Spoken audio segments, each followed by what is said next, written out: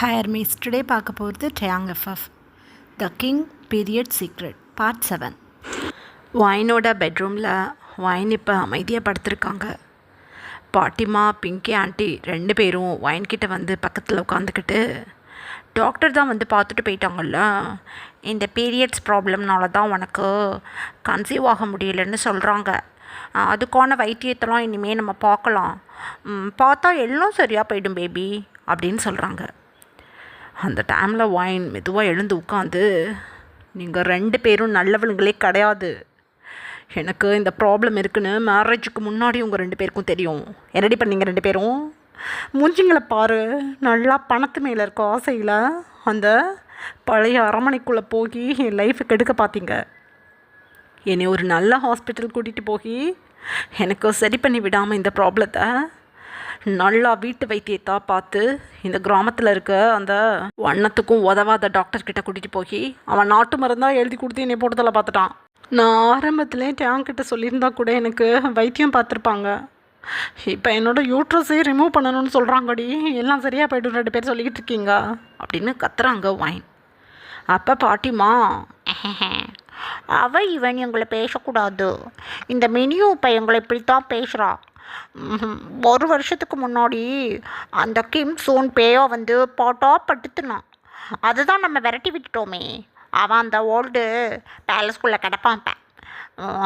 அப்பையிலேருந்து எங்களை எப்போ பார்த்தாலும் மரியாதை எல்லாமே நீயும் மினியும் திட்டுறீங்க ஏன் அப்படின்னு சொல்கிறாங்க பாட்டிமா. அந்த டைமில் மினி வைனுக்கு மில்க் எடுத்துகிட்டு வந்தவங்க பாட்டிமாவையும் பிங்கி ஆண்டியும் பார்த்துட்டு, ரெண்டு சூனியக்காரிங்களும் என்ன பண்ணிக்கிட்டு இருக்கீங்க? அப்பையிலேருந்து நான் அடிச்சுக்கிட்டு கிடந்தேன், வைனுக்கு இந்த ப்ராப்ளம் பெரிய பிரச்சனையை தரும், ஏதாவது நல்ல ஹாஸ்பிட்டலில் காட்டுங்க அப்படின்னு. இந்த ஊருக்குள்ளே இருக்கிற அந்த டாக்டர் மாதிரி உலகத்துலேயே ஒரு சூப்பரான டாக்டரை பார்க்க முடியாதுங்கிற மாதிரி வைனை கூட்டிக்கிட்டு போய் மேரேஜ் முடிஞ்சு 2 years ஆயிடுச்சு. ஆனால் இப்போ வரைக்கும் பேபி இல்லை. 3 daysக்கு முன்னாடி ஸ்டொமக் பெயினில் அவதிப்படும்போது டியாங் தான் இந்த விஷயத்தை தெரிஞ்சுக்கிட்டு டாக்டர் வர வச்சு பார்த்தா இப்போ யூட்ரஸே ரிமூவ் பண்ணுற அளவுக்கு ப்ராப்ளம் இருக்குதுன்னு சொல்லிட்டாங்க. டியாங் பயங்கரமாக திட்டுறாங்க வைனை, எதுக்காக இவ்வளோ நாள் என்கிட்ட சொல்லலை அப்படின்னு. என்ன தான் ஹஸ்பண்டாக இருந்தாலும் இந்த ப்ராப்ளமெல்லாம் சொல்ல முடியுமா? பெற்றவளுங்க தானடி நீங்கள் ரெண்டு பேரும், எங்களுக்கு பிரச்சனைனா நீங்கள் தானே சரி பண்ணி விடணும். அப்படி இருக்கும்போது நல்ல வேலையாக ஏதோ ஒரு 10% ஒரு சான்ஸ் இருக்குது, ஏதாவது பண்ணி நாங்கள் யூட்ரஸை சரி பண்ண பார்க்குறோன்னு சொல்லியிருக்காங்க. இல்லைன்னா வைனுக்கு குழந்தையே பிறக்காது. இந்த ராயல் ஃபேமிலி மெம்பர்ஸ் எல்லாரும் வைன் மூலமாக ஒரு வாரிசு கிடைக்காதான்னு ஏங்கிக்கிட்டு இருக்காங்க. உங்கள் எல்லாரையும் உண்மையிலே இது அரசாட்சியாக இருந்தால் போட்டு தள்ளியிருப்பாங்க. நீங்கள் ரெண்டு பேரும் இன்னும் செத்து போயிருப்பீங்கடி. போனால் போகுதுன்னு குயினும் கிங்கும் அமைதியாக இருக்காங்க வைனுக்காக உங்கள் ரெண்டு பேரையும் பொறுத்துக்கிட்டு. டியாங் 2 days வைன்கிட்ட பேசலை. ஸ்டொமக் பெயின்னு சொன்னதோட டாக்டரை கூட்டிகிட்டு வந்து காட்டி, டாக்டர் வைனுக்கு பீரியட்ஸ் ப்ராப்ளம் இருக்குதுன்னு சொன்னதோடு சரி. இன்றைக்கி வரையும் டியாங் பேசலை வைன்கிட்ட. ஏன் சொல்லலை? அவ்வளோதான், நம்ம ரெண்டு பேரும் ஒன்று மொன்னா இருந்ததில்லாமா? எனக்கு எந்த பிரச்சனைனாலும் உனக்கு எந்த பிரச்சனைனாலும் ரெண்டு பேரும் ஷேர் பண்ணிக்கிறது இல்லையா அப்படிங்கிற கோபத்தில் பேச மாட்டேங்கிறாங்க. நீங்கள் ரெண்டு பேரும் நல்லா 3 வேளை மூக்கு பிடிக்க தின்னுபிட்டு ஜாலியாக இந்த அரண்மனைக்குள்ளே உலா வந்துக்கிட்டு இருக்கீங்க. அந்த டேங்கோட ஆண்டிக்கு மட்டும் இந்த விஷயம் தெரிஞ்சது, தன்னோட 2 பொண்ணுங்களை கூட்டிகிட்டு வந்து இங்கே செட்டில் ஆகிடுவா. அவள் பண்ணியிருக்க வேலையெல்லாம் கொஞ்சம் நெஞ்சம் கிடையாது, தெரியுமில்ல உங்கள் ரெண்டு பேர்த்துக்கும். முட்டாளுங்களா, முதல்ல இந்த ரூமை விட்டு வெளியில் போங்க. வைன்கிட்ட வந்து நின்று இதெல்லாம் ஒரு பெரிய பிரச்சனையான்னு வேறு பேசிக்கிட்டு இருக்கீங்களா? போட்டேன்னா அப்படி இருக்கும், ஓடிப்போங்க முதல்ல அப்படின்னு கத்துறாங்க மினி. பேசவே முடியல பிங்கி ஆண்டிக்கும் பாட்டிமாவுக்கும். பிக்கு பிக்குன்னு முழிச்சுக்கிட்டு, எனக்கும் இந்த மாதிரி ப்ராப்ளம் இருந்துச்சு. நான் ஜாக் ஃப்ரூட் ட்ரீ இருக்குல்ல, அது தாண்டி அந்த மரம் பேர் என்ன, பலாமரம், அதோட லீவ்ஸ் எல்லாம் அப்படியே பழுத்து கீழே கொட்டி போயிடும்ல, அந்த ட்ரை லீவ்ஸ் எடுத்து தண்ணியில் போட்டு கொதிய வச்சு குடிப்பேன். கொஞ்ச நாள் கஷ்டப்பட்டேன், அதுக்கப்புறம் எல்லாம் சரியாக போயிடுச்சு. அதை தான் நான் வைன்கிட்ட சொல்லுவேன். இவன் எனக்கு அந்த வாட்டர் பிடிக்காதுன்னு குடிக்க மாட்டான், இவன் மேலே தான் தப்பு அப்படின்னு சொல்கிறாங்க பாட்டிமா. ஏய் கிளவி, ஓடி போயிடு மரியாதையா. எவ்வளோ திமிரா எனக்கிட்டே நின்று பேசிக்கிட்டு இருக்கா. டேப்லெட் வாங்கி கொடு. நீ வாழ்ந்த காலகட்டம் எப்போ, காலகட்டத்தில் எவ்வளோ விஷயங்கள் சயின்டிஃபிக்காக மாறி போயிருக்கு. ஒரு ஃபிங்கர் டிப்பில் எல்லா விஷயத்தையும் சரி பண்ண முடியும். ஆனால் நீ பழைய பஞ்சாங்கத்தை வச்சுக்கிட்டு எனக்கு நாட்டு மருந்தாக கொடுத்து என்னை ஒரு வழி பண்ணிட்டடி. எனக்கு மட்டும் எதுவும் ஆணுச்சு, எனக்கு குழந்த பிறக்க முடியாதுன்னு எதுவும் அந்த டாக்டர் சொன்னாங்க, உன்னை உயிரோடையே நான் விட மாட்டேன் அப்படின்னு கத்துறாங்க வைன். அந்த டைமில் ரூம் டோரை ஓப்பன் பண்ணிக்கிட்டு டேங் உள்ளே வர்றாங்க. வைன் எதுவுமே பேசலை, டக்குன்னு கப்சப்புன்னு அமைதியாயிட்டாங்க. பாட்டிமாவும் பிங்கி ஆண்டியும் கிடுகிடுன்னு டேங்கிட்ட வந்து, மேரேஜ் முடிஞ்சு 2 இயர்ஸ் ஆயிடுச்சு. இருந்தாலும் என்னோட ஒய்னுக்கு குழந்த பிறக்கலை. அதுக்கு நான் தான் காரணம்னு என்னை திட்டுறா, என்னன்னு கேளுங்க அப்படின்னு சொல்கிறாங்க பாட்டிமா டேங்கை பார்த்து. அப்போ டேங், குழந்த பிறக்கணும்னு இருந்தால் பிறக்கும். என்ன பிரச்சனை நடந்தாலும் எவ்வளோ ஸ்ட்ரகிள்னஸை ஃபீல் பண்ணாலும் என் கையில் என் குழந்த கிடைக்கணும்னு இருந்தால் கிடைக்கும். இல்லையா, எனக்கு இந்த ஜென்மத்தில் குழந்தைக்கான பிராத்தம் இல்லைன்னு நினச்சிக்கிறேன். அவள் இன்னைக்கு உங்களை திட்டமாட்டா, நான் அவள்கிட்ட பேசிக்கிறேன், நீங்கள் 2 பேரும் கிளம்புங்க அப்படின்னு சொல்கிறாங்க டேங். பாட்டிமா அப்போ, அப்படியெல்லாம் சொல்லக்கூடாது. ஒயினுக்கு மாதிரி எனக்கு இந்த மாதிரி பீரியட்ஸ் ப்ராப்ளம் இருந்தது, சரியாக போயிடுச்சு. எனக்கு 2 குழந்தைங்க. டேங்கோட ஒயினோட டேடியும் பிங்கி 2 பேரும் தான் என்னோட குழந்தைங்க, ட்வின்ஸ். பார்த்தீங்களா, சரியாக போயிடும், கவலைப்படக்கூடாது, என் பேத்திக்கிட்ட பேசணும் அப்படின்னு சொல்கிறாங்க பாட்டிமா. நான் பேசுகிறேன், அவகிட்ட பேசாமல் என்ன பண்ண போகிறேன்? ஆனால் எனக்கிட்ட அவள் சொல்லியிருக்கணும், இந்த மாதிரிலாம் ப்ராப்ளம் எனக்கு இருக்குது அப்படின்னு. நான் என்ன இந்த மாதிரி உனக்கு லாங் டைமில் இந்த பீரியட்ஸ் க்ரம்பில் நீ தடுமாறுறியே, என்ன ஆச்சுன்னு கேட்டிருக்கேன். அதெல்லாம் ஒன்றுமில்லை, அதெல்லாம் நான் நல்லா தான் இருக்கேன் அப்படின்னு சமாளிப்பா. நானாக தானே கண்டுபிடிச்சி கேட்கும்போது அன்னைக்கு தான் எக்ஸ்ட்ரீம் ஸ்டொமக் பெயினில் கிடந்திருக்கா. டாக்டர்கிட்ட உடனே கால் பண்ணி வர சொன்னதுக்கு ஏகப்பட்ட டெஸ்ட் எடுத்துட்டாங்க. எல்லாத்துலேயும் சின்ன வயசுலேருந்தே இவளுக்கு இர்ரெகுலர் பீரியட்ஸ் இருந்திருக்கு. 10வது குறைக்கு அந்த கிம் ஜோன், அந்த ஆத்மா இருக்கானே, அவனுக்கு பயந்துக்கிட்டு இவள் பர்த் கண்ட்ரோல் பில்ஸ் போட்டிருக்கா. குழந்தை எதுவும் உண்டாகி குழந்தை எதுவும் அவன் தூக்கிட்டு போயிட்டா என்ன பண்ணுறதுங்கிற பயத்தில் இவளுக்கு சில கனவுகள் வருதான் அடிக்கடி. அந்த கனவில் குழந்தைங்கள அவன் கடத்திக்கிட்டு போகிற மாதிரியெல்லாம் பேட் ட்ரீம்ஸை ஃபீல் பண்ணிக்கிட்டு அழுது கத்துவான். அதை மனசில் வச்சுக்கிட்டு உண்மையிலே குழந்த பிறந்தா அவன் தூக்கிட்டு போயிடுவானுங்கிற பயத்தில் குழந்த பிறக்காமல் இருக்க பர்த் கண்ட்ரோல் பில் சாப்பிட்ருக்கா. அந்த காரணத்தினால தான் அவகிட்ட நான் பேச மாட்டேங்கிறேன். பீரியட்ஸுக்கும் நான் பேசாமல் இருக்கிறதுக்கும் எந்த சம்மந்தமும் கிடையாது. இவள் பர்த் கண்ட்ரோல் பில்ஸ் ஏன் போட்டானுங்கிற கோபத்தில் தான் அவகிட்ட நான் பேசலை. இவள் தேவையில்லாமல் உங்ககிட்ட கதை கட்டிக்கிட்டு இருக்கா. நீங்கள் இவளை பற்றி கவலைப்படாதீங்க, கிளம்புங்க, நான் பார்த்துக்கிறேன் அப்படின்னு சொல்கிறாங்க டேங். அவ்வளோதான், எதுவுமே பேசலை. பாட்டிமாவும் பிங்கி ஆண்டியும் கிடுகிடுன்னு அங்கேருந்து கிளம்பிட்டாங்க. மினியுமே ஒயினை பார்த்து, உனக்கு இதெல்லாம் தேவையா அப்படின்னு திட்டிக்கிட்டே அங்கேருந்து கிளம்புறாங்க. டேங் எல்லோரும் போனதும் ரூம் டோரை க்ளோஸ் பண்ணிவிட்டு அப்படியே சைடில் திரும்பி ஒயினை பார்க்குறாங்க. ஒயினை இப்போ கல்ப் பண்ணிக்கிட்டு, சாரி, உண்மையிலேயே எனக்கு ஒரு விதமான பீதி. அந்த உங்கள் உருவத்தில் இருந்த அந்த கிம் ஜோன் இருக்கான்னு அப்படின்னு சொல்லிக்கிட்டு இருக்கும்போதே சைடில் இருந்த வாட்டர் ஜக் எடுத்து ஓங்கி அடிச்சிட்டாங்க டேங் ஃப்ளோரில். பயந்து போயிட்டாங்க ஒயின். டேங் வேகமாக ஒயின்கிட்ட வந்து, ஏய், பேசாத நீ பேசவே கூடாது. எத்தனை முறை நான் உன் கூட 1 மணி இருக்கும்போது கேட்டிருக்கேன். ஒரு மந்தில் நீ 5-6 டேஸ் தான் என் கூட 1 மணி இருக்க, மற்ற நாள்லாம் என்ன தான் உனக்கு பிரச்சனை? எனக்கு எப்படியாவது ஒரு குழந்தை வேணும். என் மம்மி டாடி எனக்கிட்ட ரொம்ப நச்சரிக்கிறாங்க. ப்ளீஸ் ஒரே ஒரு பேபியை பர்த் பண்ணிக்கலாம். அதுக்கப்புறம் என் குழந்தை காலேஜுக்கே போனாலும் பரவாயில்ல, நெக்ஸ்ட் பேபி பார்த்துக்கலாம்.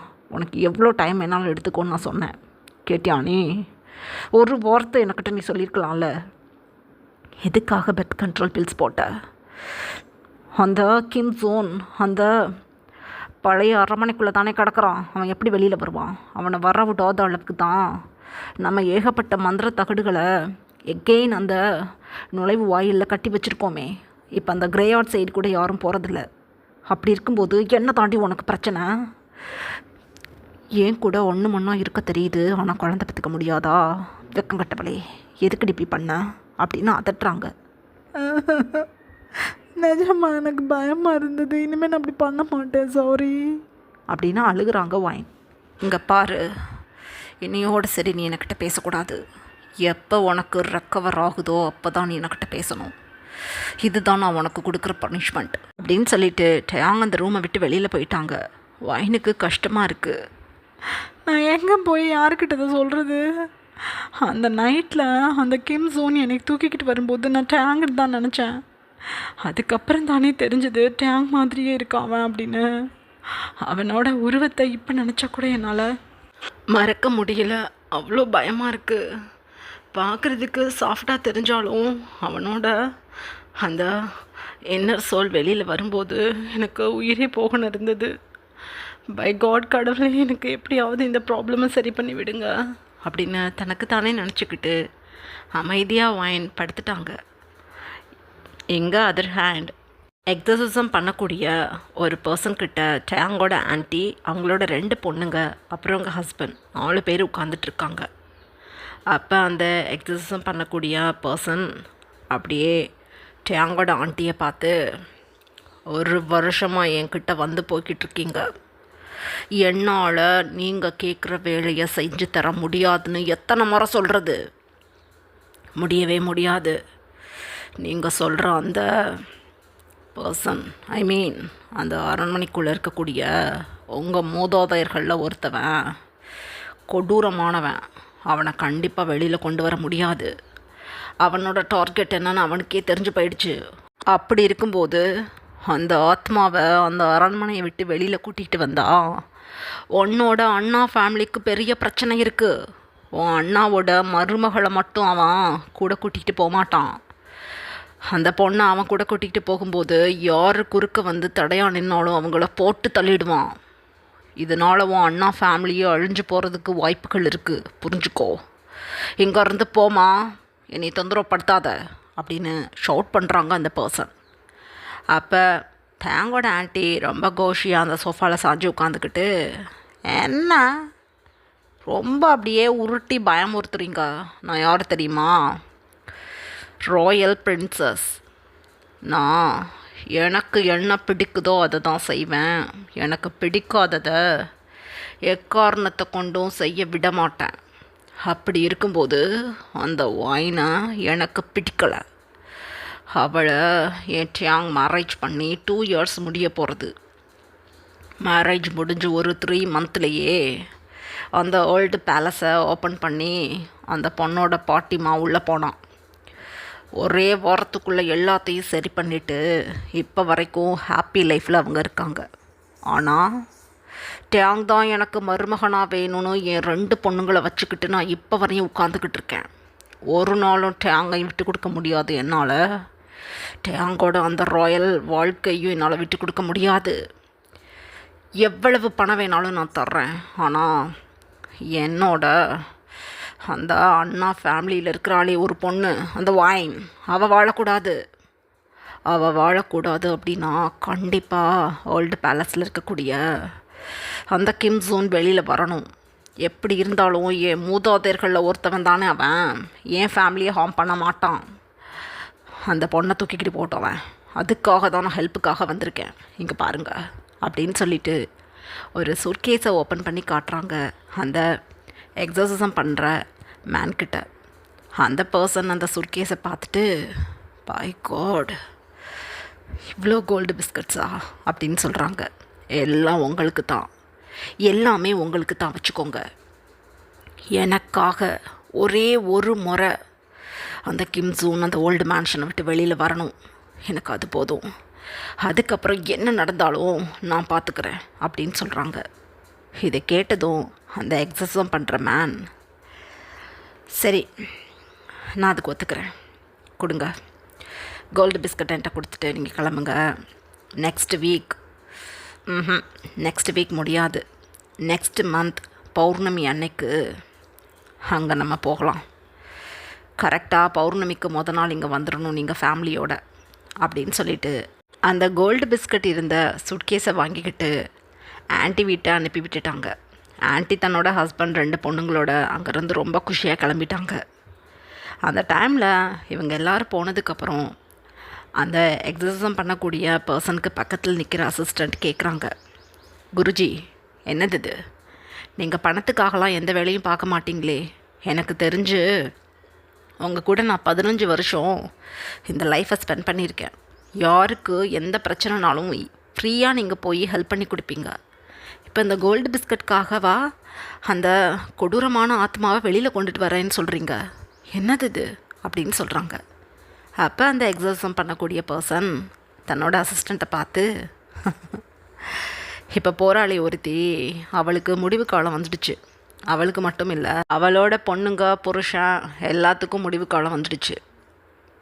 இவளோட ஃபேமிலி பெரிய ராயல் ஃபேமிலி. கொரியாலே இருக்கக்கூடிய டாப் 5 பிஸ்னஸ் மேக்னட்ஸில் இவளோட அண்ணா பையன் ஒரு ஆள். அந்த பையன் பேர் தான் கிம் டயாங். அந்த பையனுக்கு தான் இவளோட பொண்ணுங்களை மேரேஜ் பண்ணி வைக்கணும்னு ஆசைப்பட்டுக்கிட்டு இருந்திருக்கா. அந்த பையன் மேலே இருந்த ஆசை மட்டும் கிடையாது, அந்த பையன் மேலே இருக்க கோடிக்கணக்கான சொத்து மேலே இவளுக்கு ஆசை. இவ லாஸ்ட் இயர் தான் தன்னோட சொத்துக்களை அந்த ஃபேமிலிக்கிட்ட இருந்து பங்காக பிரித்து வாங்கிக்கிட்டு போனான். அவங்களும் சந்தோஷமாக கொடுத்து, நீ என் வீட்டில் இருந்தது போதுமா, கிளம்புன்னு சொல்லி அனுப்பிவிட்டுருக்காங்க. அந்தளவுக்கு உள்ளுக்குள்ளே இருந்துக்கிட்டு பல வேலைகளை பார்த்துருக்கா. கிம் டயாங், நான் சொன்னேனே ராயல் பிரின்ஸ், அவரோட ஒய்ஃப் ஃபேமிலிக்கிட்ட ஆசையை தூண்டிவிட்டு அந்த பேலஸ்குள்ளேருந்து ஒரு கோர ஆத்மாவை வெளியே கிளப்பி விட்டதே இவ தான். நல்ல வேலையாக அந்த ஃபேமிலியோட ராஜகுரு அந்த ஆத்மாவை உள்ளேயே போட்டு மூடி வச்சிட்டாரு. ஆனாலும் அந்த ஆத்மா பகல் நேரங்களில் அந்த அரண்மனைக்கும் கிரேயார்டுக்கும் வந்து போய்கிட்டு இருக்கு. இப்போ வரைக்கும் தயாங்கோட ஒய்ஃபை அடையணுங்கிற ஆசையில் தான் அந்த ஆத்மா இருக்குது. ஆனால் இந்த பொம்பளை அந்த பொண்ணு சாகணும்னு இவ்வளோ பிரச்சனைகளை பண்ணிட்டும் அடங்காமல் இருக்கா. ஒரு நாளும் நான் அந்த பொண்ணுக்கு பிரச்சனை பண்ண விட மாட்டேன். ரீசன், அந்த பேலஸோட ராஜகுரு என்னோட குருஜி.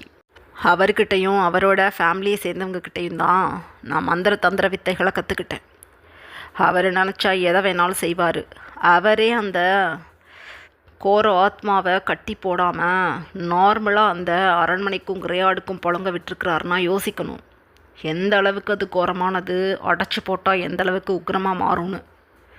ஸோ வைனை நினச்சிக்கிட்டே, கிம் டயாங் இருக்காங்களே ராயல் பிரின்ஸ், அவரோட மனைவி பிரின்சஸ் வைனை நினச்சிக்கிட்டே அந்த ஓல்டு பேலஸ்க்கும் கிரேயார்டுக்கும் அலைஞ்சிக்கிட்டு திரியட்டும், நம்ம பாதுகாப்பாக இருந்துக்கணும்னு அரண்மனையில் இருக்க ஒரு சைடையே பழக வச்சு அடிச்சிருக்காங்க.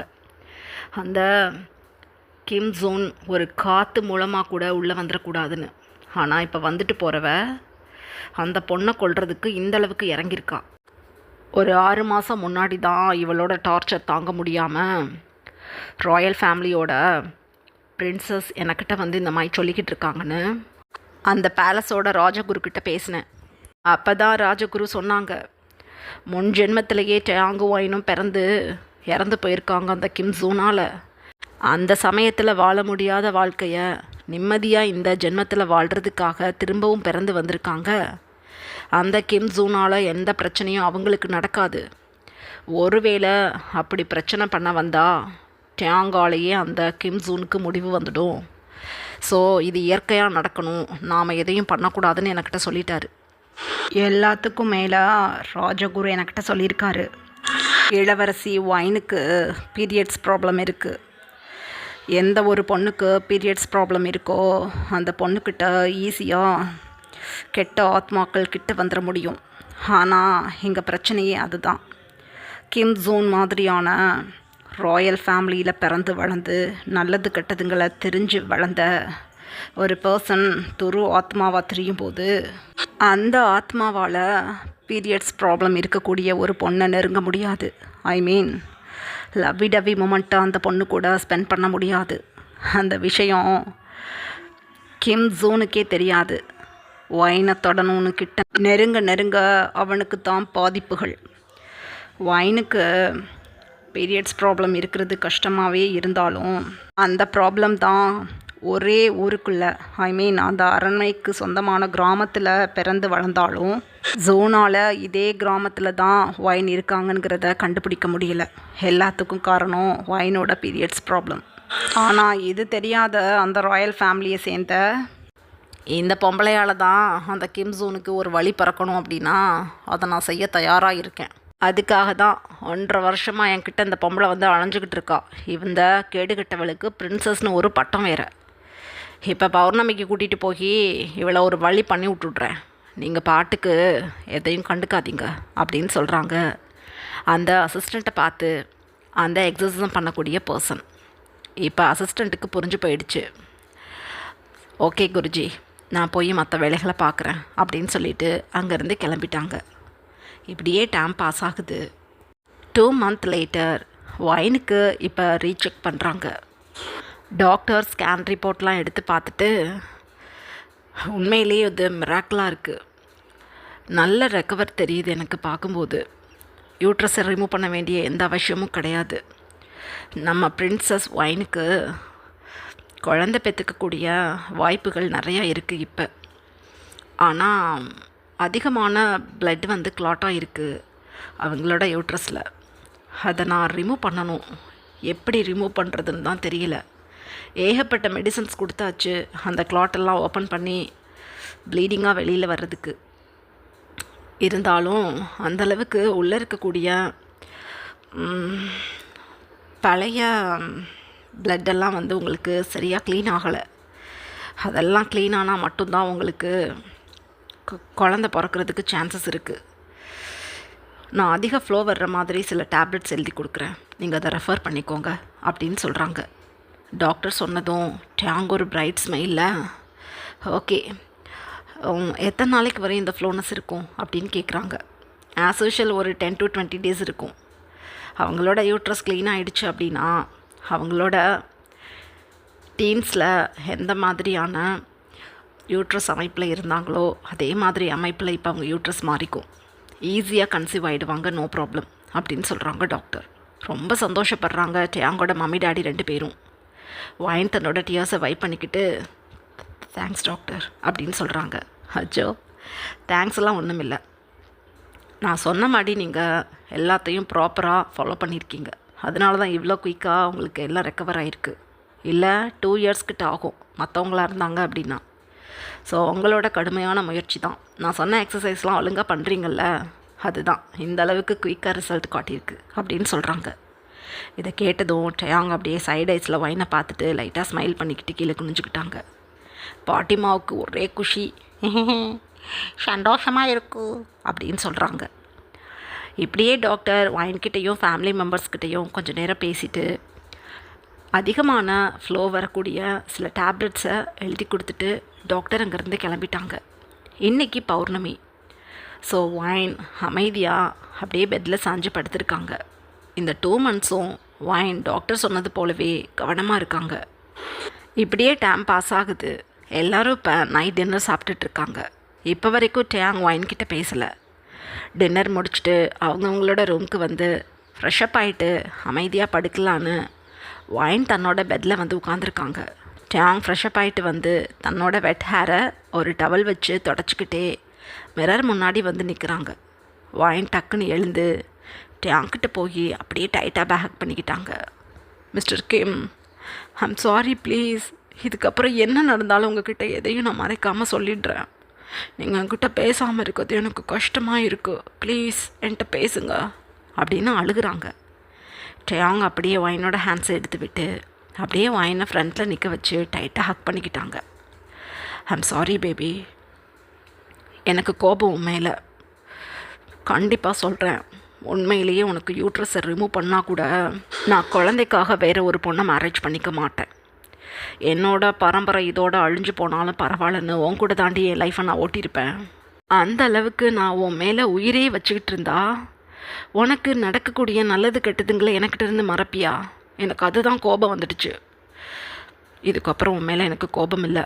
இந்த 2 monthsம் நான் பார்த்துட்ருக்கேன் எந்த அளவுக்கு நீ ஸ்ட்ரகிள்னஸை ஃபீல் பண்ணியிருக்க அப்படின்னு. நீ அழக்கூடாது, ஓகே? நான் உன்கிட்ட பேசாமல் யாருக்கிட்ட பேச போகிறேன்? செல்லம், இந்த பாரு, இந்த டேப்லெட்டை 3 days உன்னை போட்டுக்க சொன்னாங்க. இதோ இங்கே இருக்குது.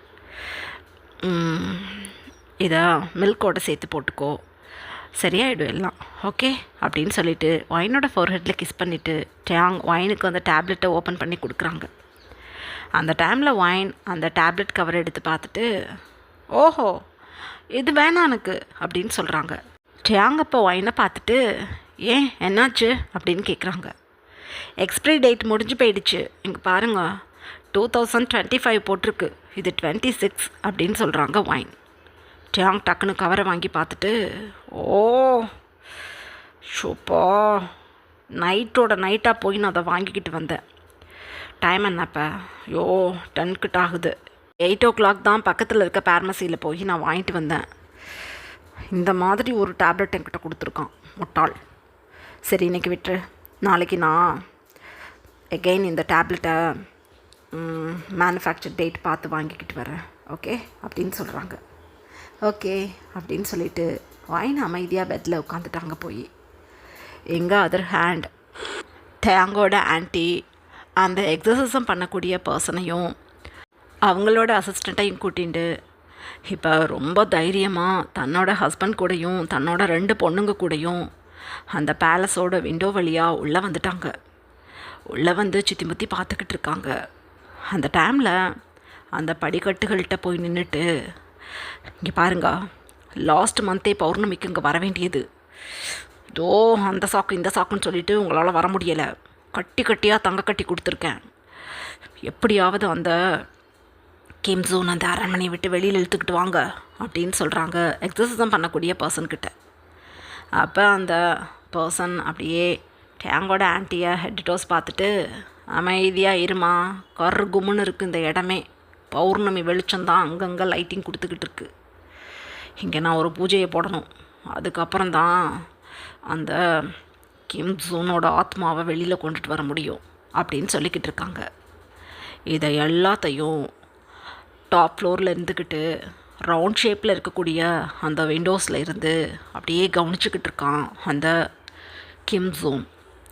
கிம் ஜூனோட ஆத்மா நோட்டீஸ் பண்ணிக்கிட்டு இருக்கு. என்னது இது?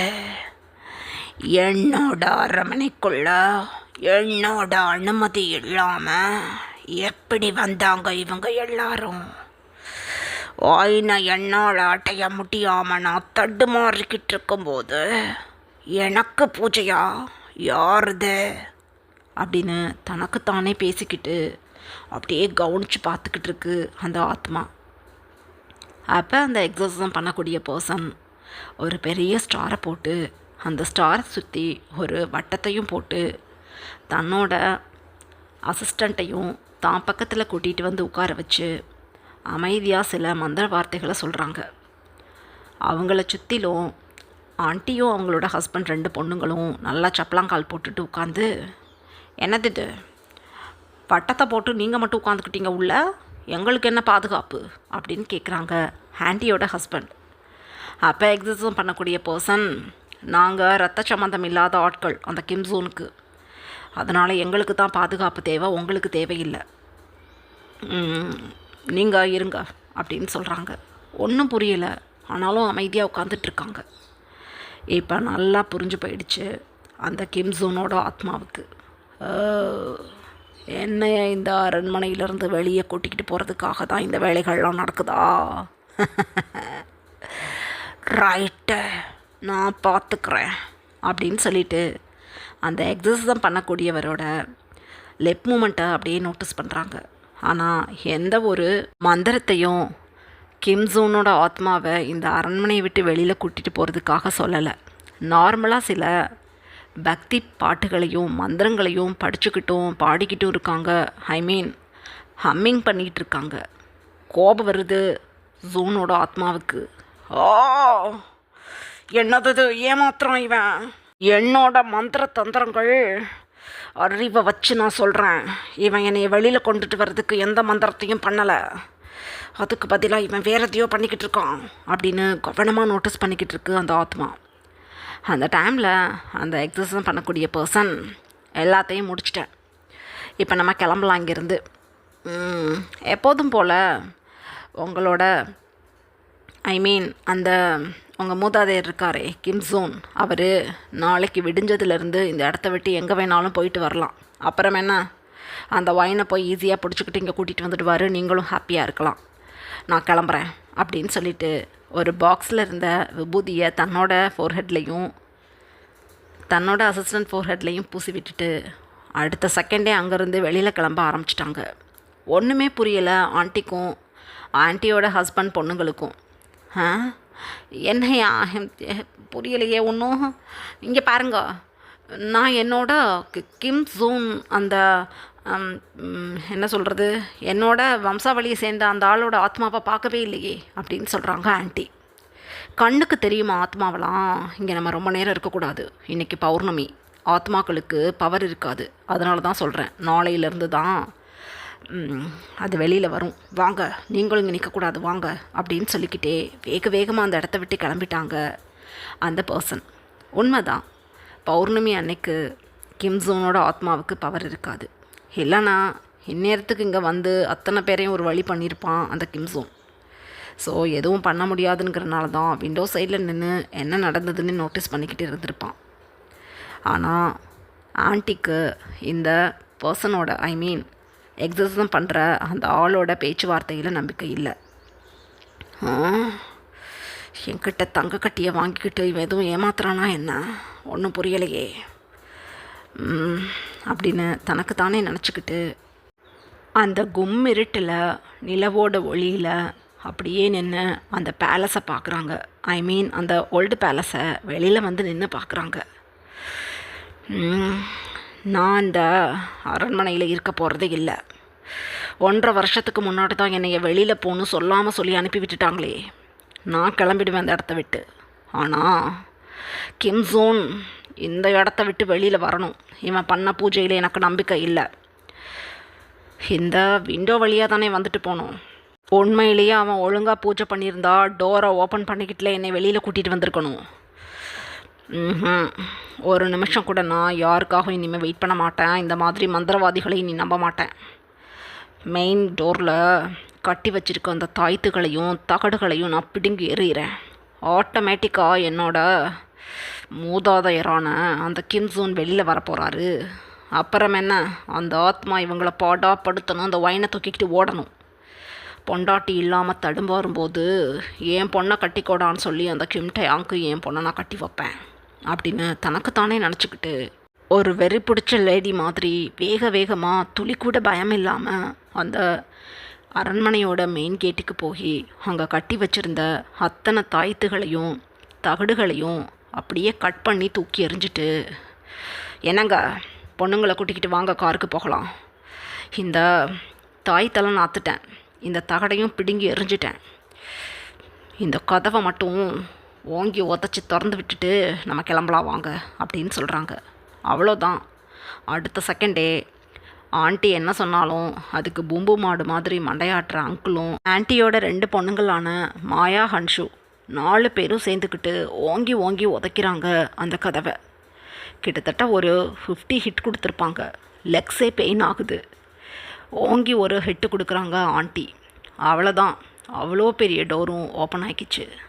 கிட்டத்தட்ட 150 வருடங்களுக்கு முன்னாடி பூட்டப்பட்ட கதவு அது. அவ்வளோ பெரிய கதவு இப்போ வைடாக ஓப்பன் ஆகி கிடக்கு.